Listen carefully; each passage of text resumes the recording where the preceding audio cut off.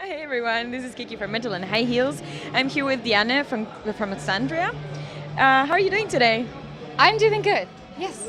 I'm a little bit sad though. We are all. What happened? Well, Tell us why you're not playing. Garrett really hurt his back, and you know I know Garrett, and he's not here because he really couldn't come. I've seen him do amazing things on stage when he was feeling ill, and he's never like a pushover or someone who says, "Yeah, I don't feel like it. I feel I have a cold or something." But he really hurt his back. I don't know exactly what he did, but believe me, he's in a lot of pain. Otherwise, he would have been here. We will miss him dearly, and I all of the miss him. guys too. I miss them too. I really wanted them here today, also to, Of course. So you're gonna play your very first shows in Japan and Taiwan. Are you looking forward to that? I am. I've never been to Asia. The band's never been to Asia, but I myself also haven't. So whenever we venture into new territory, we are very excited, also a bit curious what we will find there. Do you have any expectations yet? No, but that's simply because I don't like to make expectations.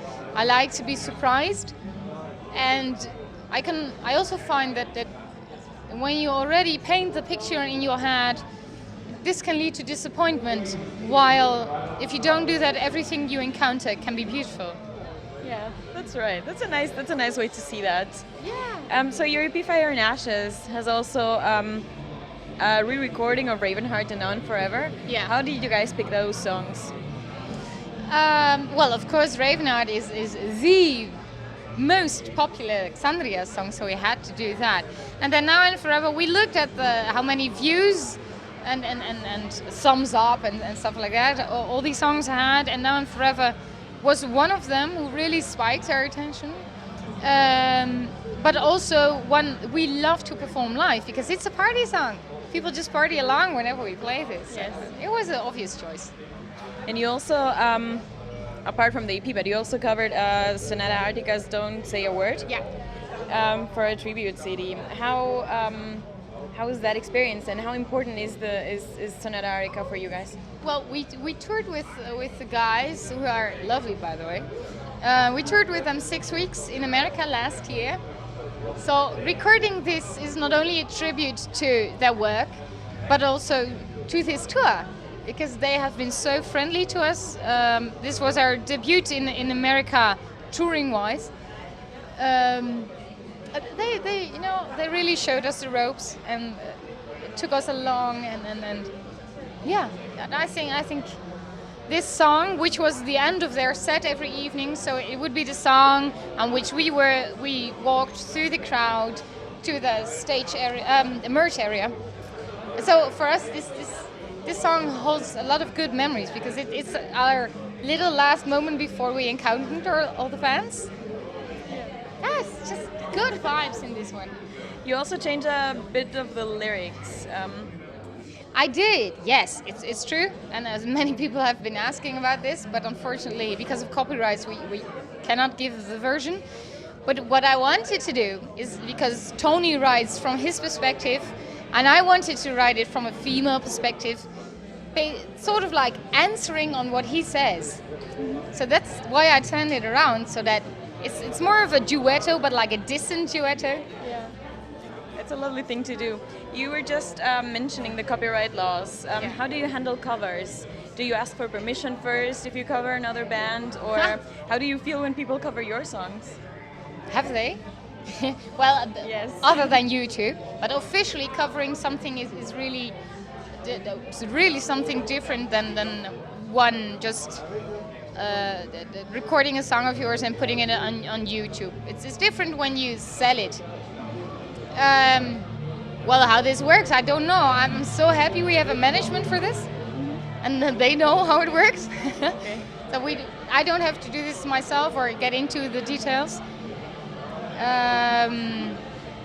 Have you ever seen covers of Xandria on the internet? Yeah. I watch those movies on YouTube. I love that. Yeah. So is it just a nice tribute, or could they somehow maybe have legal consequences for the people doing the covers? I can only answer this with that I personally really like that. I don't know legal-wise what the consequences are. I don't know. I just like it when people make an effort and like our music so much that they too want to sing it. Please go ahead. Cool. Let's talk a little bit about the term female-fronted metal. Do you think it's still a thing that, or a term that should still be used, or do you rather not like it? I've received this question more often, and I know that some singers really don't like it. Yeah, I see it differently. I don't see it as an insult.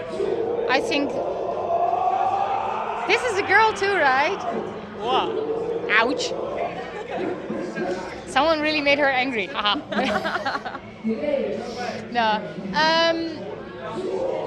About this topic, I think it's just, this is what humanity does.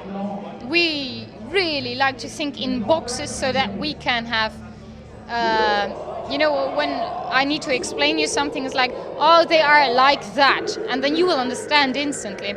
I think it's more like that. It's more a title than depriving someone, or yeah. And I think it's yeah. So it's okay. Yeah, for me it's okay. Yeah. Cool. Have you ever encountered sexism in the metal industry in your career?